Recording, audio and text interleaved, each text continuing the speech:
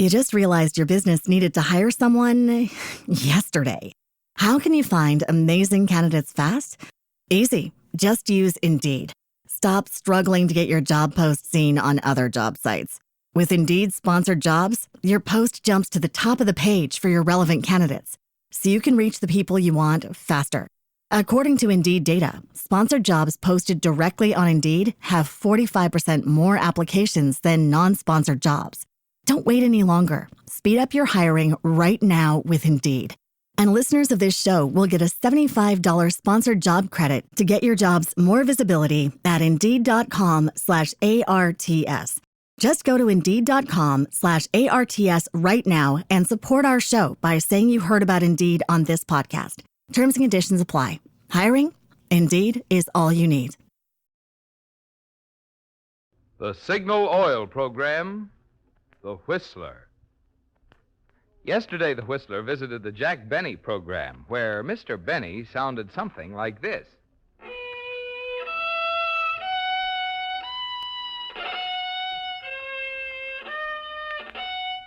I am the fiddler. As always, Mr. Benny, theme by the real Whistler, will sound like this.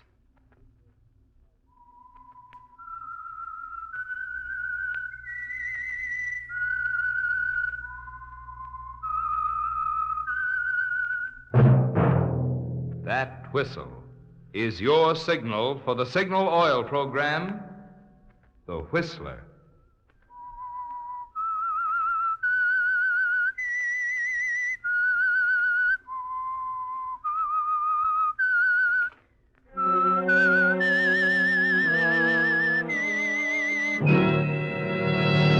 I am the Whistler, and I know many things, for I walk by night. I know many strange tales hidden in the hearts of men and women who have stepped into the shadows. Yes, I know the nameless terrors of which they dare not speak.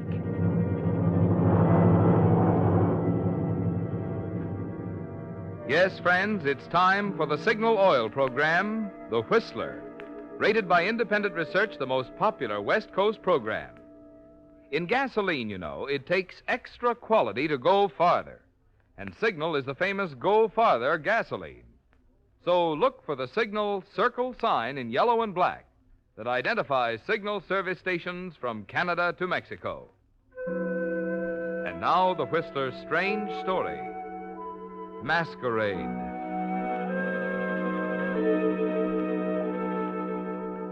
There was a strained, tense silence in the room, broken only occasionally by the sound of the whirring roulette tables downstairs and the muffled cries of the croupiers. Sam Baxter was serious this time, deadly serious.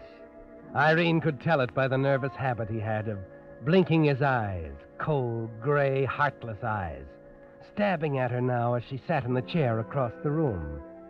It was like Sam, she told herself, to tackle it this way, to sit there quietly for minutes on end and let the silence work for him. She was almost ready to scream when he finally spoke.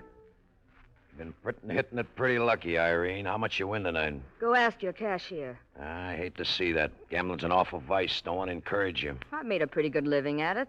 I got no complaints. From now on, you can make your living somewhere else.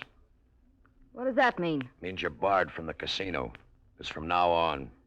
Is that why you called me up here? Yeah, I got a little advice for you, baby.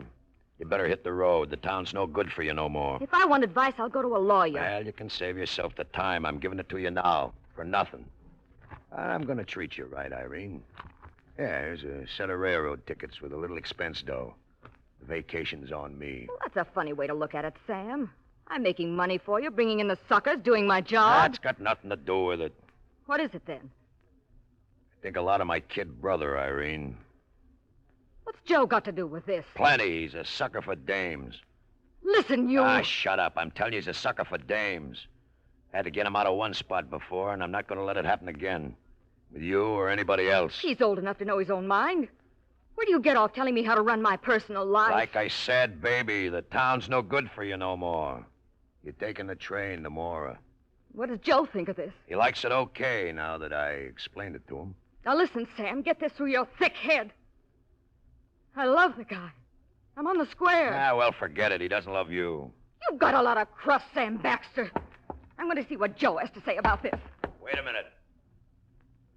Don't be surprised if Joe acts like he's cooled off a little. He's done a little thinking this afternoon. And to remind him of a couple of things. Like what? Another dame like you. Rumpling his hair with one hand and counting his dough with the other. Oh, you low-down, cheap, Watch double-crossing... it, baby. I don't take that from nobody. Now, go on over and see him. He'll tell you where to get off. You might be surprised. And, Irene, Yeah? you forgot something. Your train tickets. You can keep them. Better take them, baby. A vacation might even be good for your health.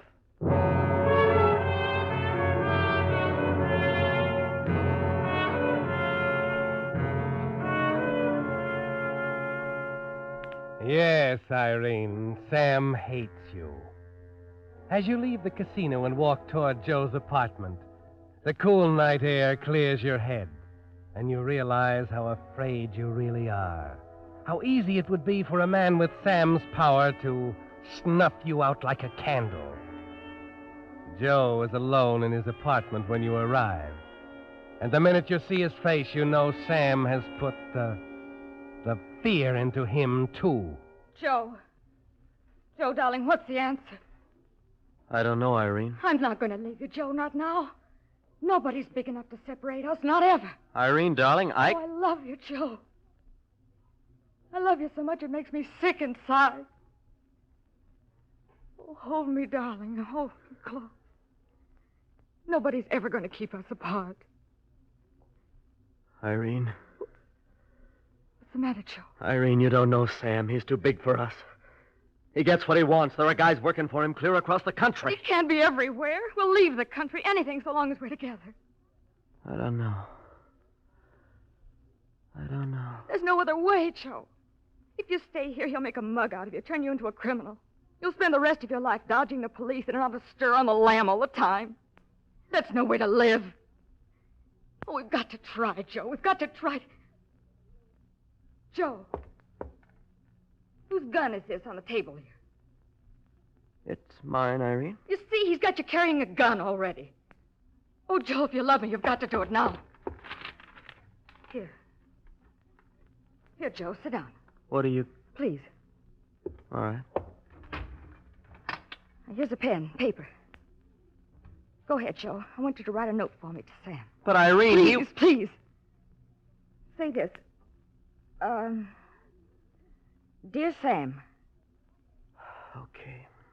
Dear Sam, I've thought it over, and I've decided I can't go on like this. So I'm taking the only way out. Irene and I are in love. I can't do it, Irene. Why not, Joe? Not now. This isn't the time for it, baby. What do you mean? Look, you go ahead like Sam says, see? I got some things to clear up here. I can meet you later somewhere in a couple of months. Now, and wait then a minute, Joe. Just a minute. You love me, don't you? Oh, it's not that, but like I said, there are a couple of things You're I want- lying to me, Joe. Listen, Irene. That's what Sam was talking about. No, you got it all wrong. That's what he meant, isn't it? You're different now. Sure, I don't count anymore. Forget Irene. There are plenty of other women around. Just listen to Brother Sam. He's the big boy. He's the only one who counts. Everything's great till Sam gives the word. Then you sell me out for a dime. It's always been like that, hasn't it, Joe? Hasn't it? And I've been too blind to see it. Oh, now, wait a All minute, right, baby. so You it got isn't Sam. So it is another day, money, anything, I don't know. You never loved me. You just lied to Oh, me. stop it, Get away Irene. from me. All right, Joe, all right. Have it your way. Irene, put on that gun. I'll get out of here. I'll do what the boss wants. It doesn't matter anymore. No, wait a minute, Irene.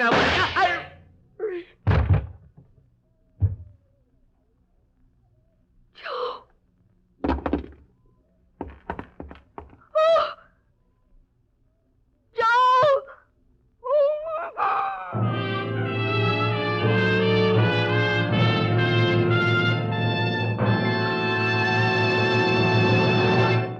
With the prologue of Masquerade, the Signal Oil Company brings you another strange tale by The Whistler. Have you had a ride in one of the new 1946 cars yet? Well, I did this evening when a friend gave me a lift down to the studio. And man, was he proud.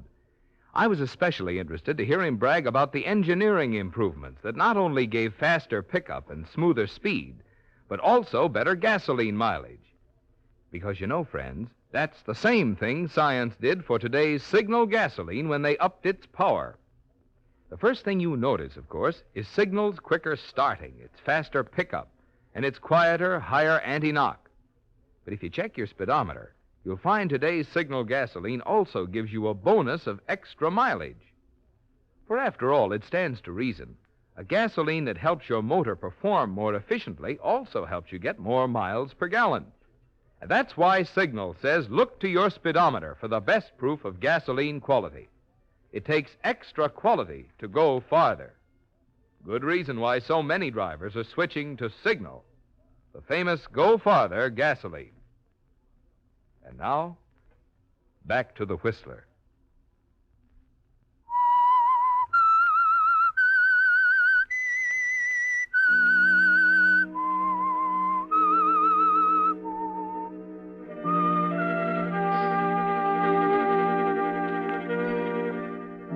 So it's over now, Irene, and it's decided once and for all. Joe will stay and you will go. That's all you can think of at first. After the awful finality of the thing that you did begins to sink in. It happened so quickly, Irene. First his fumbling excuses, then the doubt. A few seconds later, the blinding flash of hysteria. The gun in your hand, the shot. And Joe lying at your feet, still and silent. Then you start out of the apartment, and your eye falls on the note on the desk. Dear Sam, I've thought it over carefully, and I've decided I can't go on like this. So I'm taking the only way out. Irene and I are in love. Why, it sounds like a suicide note. Yes, like a suicide note. Quickly, you pick up the gun. Wipe the fingerprints off of it with your handkerchief. Press it into Joe's limp hand and let it fall to the floor again. The handkerchief again now. On the doorknob, the fountain pen, everything you touched. Then quickly out of the apartment, into the service elevator, through the alleyway and into the street. You remember now with immense relief that the night clerk was asleep when you came in, that no one saw you leave. A half hour later, you walk into your apartment house. The clerk looks up as you enter. Now, Miss Ricardi, you have a visitor waiting upstairs. What? You didn't let him into my room. Oh, it's a man. It isn't a man, miss. It's a young lady, an old friend of yours. She didn't leave her name.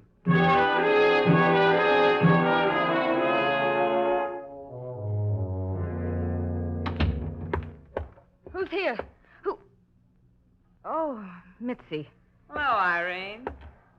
I thought you were in Las Vegas. Nobody stays in Las Vegas forever. Just passing through? I don't know. Might stay a while. You seem to be doing all right, darling. Nice place you got here. Nothing like a job with Sam Baxter, is there? Why do you say that? Take it easy, baby. I'm not going to bite you. Something wrong? What are you doing here, Mitzi? Just looking up an old friend. You know, if this was Las Vegas and I was you, you know what I'd do? Mitzi, I'm sorry, honey. I'm just not in the mood. I'd offer me a drink. How about it? All right, Mitzi. What'll it be, ginger ale or soda? Ginger ale, thanks. I dropped in on Sam Baxter this afternoon. Oh? He tells me you're taking yourself a vacation. We talked about it. Good idea. You need one. Think so? I know a case of shakes when I see one, and baby, you got 'em. Sam got anything to do with it? No. Sam has nothing to do with it. Here's your drink. Thanks. Here's to you, darling. Oh, I forgot to tell you I'm staying here tonight. Oh, now listen, Mitzi. Not another word, darling. No trouble at all. I'll sleep on the couch. You'll never know I'm here. You can get a room at the hotel. All fixed up. I checked them an hour ago. Just be for tonight, so don't worry your little head. Mitzi, darling, I want to be alone tonight. I don't feel well. You have got the shakes. Spill liquor down the front of your dress. Oh. Wipe right off with the handkerchief. Got my handkerchief right here. My handkerchief. Where is it? I left my handkerchief in... Here, use mine. What's the matter with you, Irene? You look like a ghost. Nothing. It was a nice handkerchief with my initials on it. Forget it. I'll buy you one tomorrow. Better let me put you to bed, baby. You got yourself a case of nerves.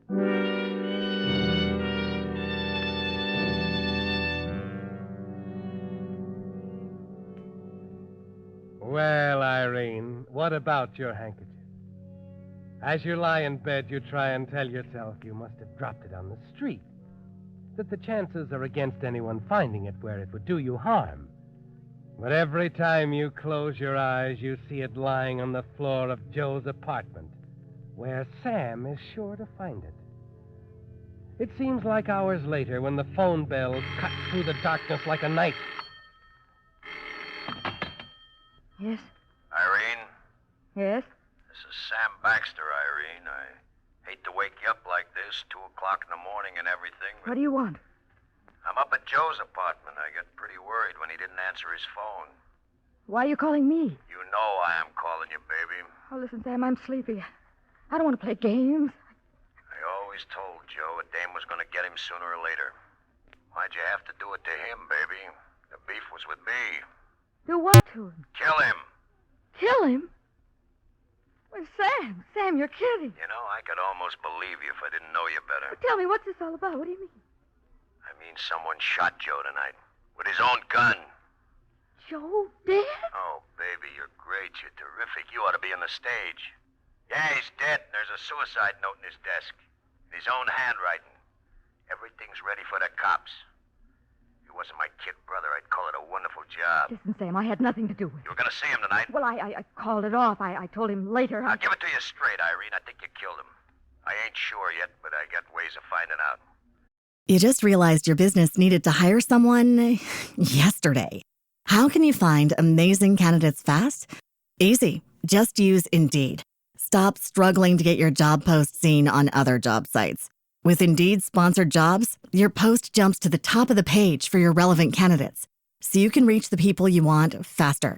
According to Indeed data, sponsored jobs posted directly on Indeed have 45% more applications than non-sponsored jobs. Don't wait any longer. Speed up your hiring right now with Indeed. And listeners of this show will get a $75 sponsored job credit to get your jobs more visibility at Indeed.com/ARTS. Just go to Indeed.com/ARTS right now and support our show by saying you heard about Indeed on this podcast. Terms and conditions apply. Hiring? Indeed is all you need. If I'm right, you won't have to worry about the police. Listen, Sam. You listen. You won't have to worry about the police because I'm going to let them think Joe committed suicide. So I can take care of you myself. Might happen in a taxi, maybe in a crowd, on a street corner, maybe even in bed some night when you're asleep. But you won't have to worry because you'll never know what hit you. Get it? Sam! Sam, please listen to me! That's all, Irene. So long.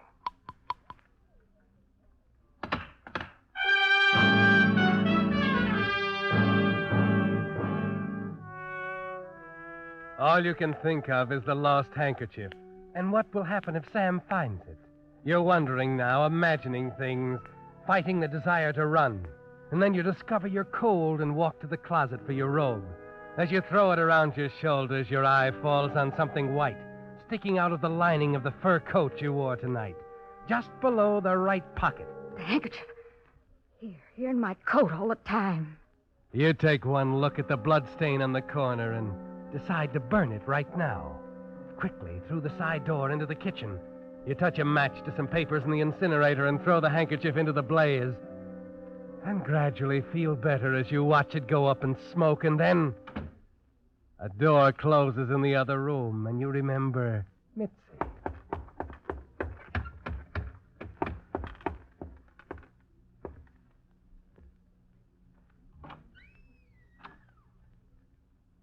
She's still asleep on the couch. Or is she? You wonder how she could have slept through that ringing phone. If she was watching you as you burned the handkerchief.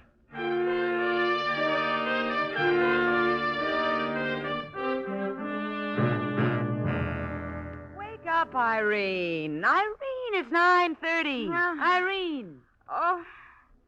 Oh, yes, Mitzi. Getting late, darling. Gonna have breakfast? Oh, go on, Mitzi. Leave me alone. Fix yourself some breakfast in the kitchen, then run along like a nice kid, will you? What about you? I don't want any breakfast. I don't want any. I'm going out.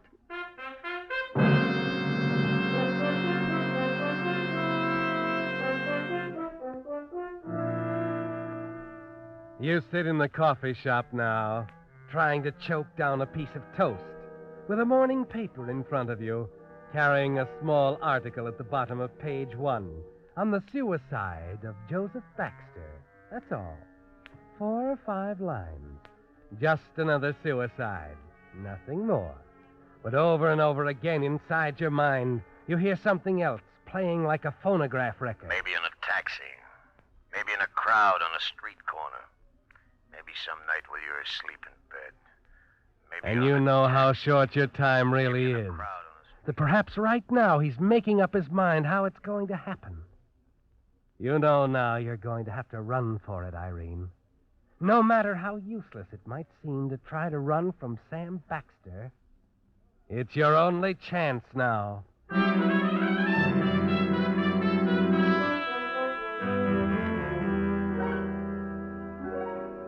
Why, yes, miss. Of course we can dye that blonde hair any color you want it. It just seems a shame. Black. I wanted black. And we'll change the arch of your eyebrows like this? That ought to do it. Go ahead now and hurry. Oh, why, yes, we can fit you to a pair of horn-rimmed glasses. Your eyes are in pretty good shape, though, and I'd hardly I'm buying them. Go on, make them up. I want a pair of spike heels. How high, miss? They run all the way up to 4 inches. That'd add a couple of inches to your height. Not so good if you got a short boyfriend. I'll take a pair, size 5.5, and never mind the boyfriend.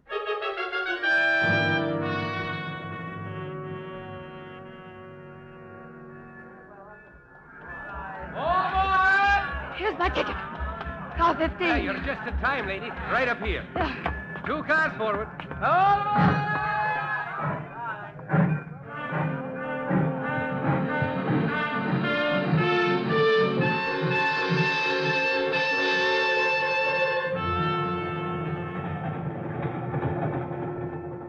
I hope you don't mind my sitting next to you, miss. It's nice to have someone to talk to. Of course, I have my knitting, but even at that, it's a long trip. How far are you going? Montreal. Montreal. My, that must be a lovely city. Regular piece of France, they say, just across the border. This your first trip? Yes, it's my first trip. Well, isn't that nice? Well, we stop up here at Hanford for a minute, and then we'll begin to get some real nice scenery. Then there's a tunnel just beyond there, and then we get into the mountains. Please, if you don't mind. Say, is that a friend of yours up here? No, I don't have any friends. Well, isn't that funny? She turned and looked at you just as if she'd... What did you say? Well, that girl crossed the car a few seats ahead. The one with the yellow hat. Mitzi. Yes, Irene. Mitzi is sitting up there on the other side of the car, just a few seats ahead. It's clear now. Yes. She saw you burn that handkerchief, of course. You realize how stupid you've been. How it never entered your head that Sam would use Mitzi to put the finger on you. Las Vegas, Reno, Tijuana. It comes back to you now. Mitzi and Sam together most of the time. Perhaps even in love with each other. And that's why she came to your apartment last night. Sam sent her there, and that's why she's here now. Might happen in a taxi, on a crowded street. Maybe even some night when you're asleep. Might happen in a taxi. Where are we? Hanford, it only stops for a minute. Excuse me. Oh, no time to get off. Please, let miss. me out. Well, I never. I thought you was going to Montreal.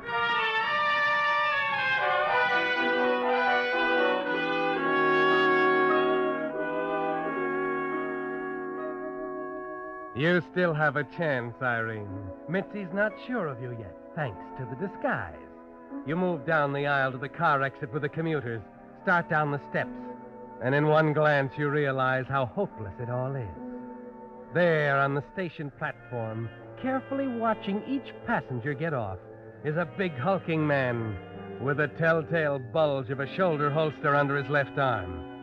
You turn back into the car just in time, sick with fear, knowing now that Sam was right. There's no running away. Excuse me. Oh, you come back. I thought you were... I just went back there for a little air. Oh, it does get mighty stuffy in these cars. Sometimes you can smell that smoke a clean way back to the What's the matter? Oh, I see what you're looking at. Now, what do you suppose that tough-looking fella's doing up there? I don't know. He may be one of them survey fellas asking questions. Looks like that's what he's doing with those folks up front. When do we get to that tunnel? What's The that? tunnel you told me about. Where is it? Oh, that's about a half mile beyond Hanford. We ought to hit it any minute now. Well, I wonder what that fella's up to. Expect he'll ask me what brand of prunes I'm using. Well, Irene, you're praying now that the train will plunge into the blackness of the tunnel before the same man you saw on the platform, reaches your seat. He's moving closer now, almost to Mitzi, stopping at each seat to look carefully at its occupant, then moving backward in the car, closer, and then... The train hits the tunnel, and in that precious moment of darkness, you struggle out of your seat and back into the next car. The train leaves the tunnel, and it's light again. You hurry down the aisle toward the end of the train in the observation car. The sound of steps behind you makes you turn. It's Mitzi, Irene. She's following you.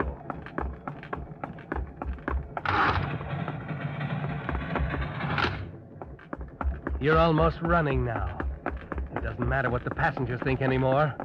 As you run through the observation car toward the rear platform, you see her come in the other end. And you know it's up to you now. It's your life or hers. You slam the door, stand behind it, open your purse, and take out the little .32 automatic you hoped you wouldn't need. All right, Mitzi. She slumps to the floor, and you turn toward the railing. The train's moving too fast, but you're going to have to jump anyway. Wait a minute, baby. Let go. No, you don't. No, you don't. Oh, No me. jumping on the trains today. There. As of right now, baby, you're all washed up.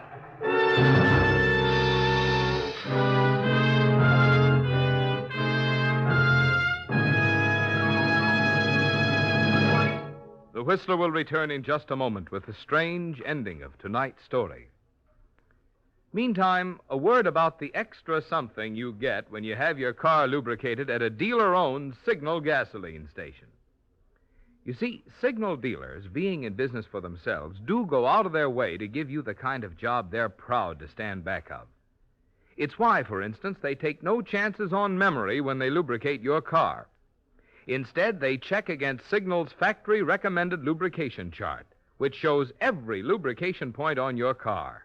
And they use 9 specialized Signal oils and greases, so each part will have the exact type of protection it needs for long, trouble-free service. But do they stop there? No, sir. Just to make doubly sure not a single part has been overlooked, they check each point again, which is why it's called Signal Double-Check Lubrication. Now, that's the kind of lube service you want when today's aging cars have to last until there are enough new ones to go around. And that's the kind of lubrication you get from your friendly, dealer-owned Signal service station. And now, back to the Whistler.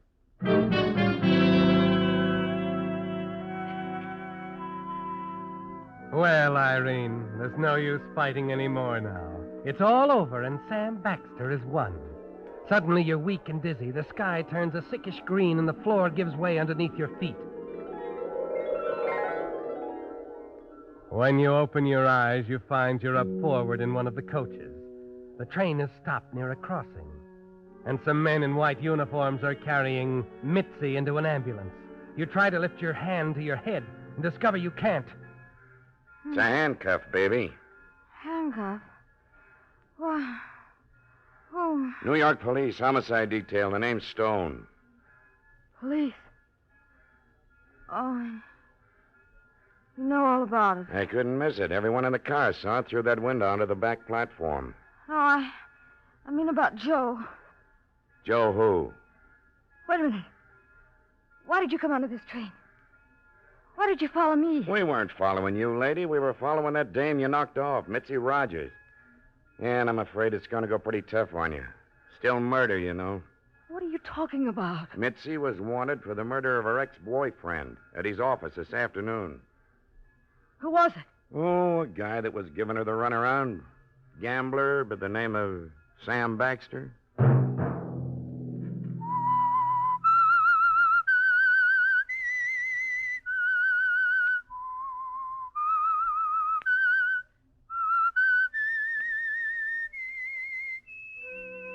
Let that whistle be your signal for the Signal Oil program, The Whistler, each Monday at 9. Brought to you by the Signal Oil Company, who have asked me to remind you to get the most driving pleasure, drive at sensible speeds, be courteous, and obey traffic regulations.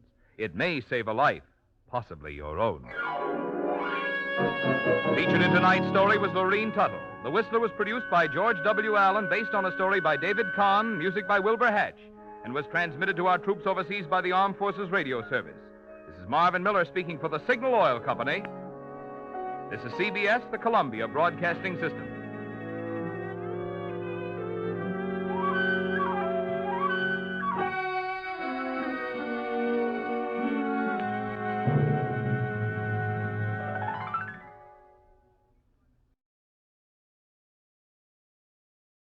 You just realized your business needed to hire someone yesterday. How can you find amazing candidates fast? Easy. Just use Indeed.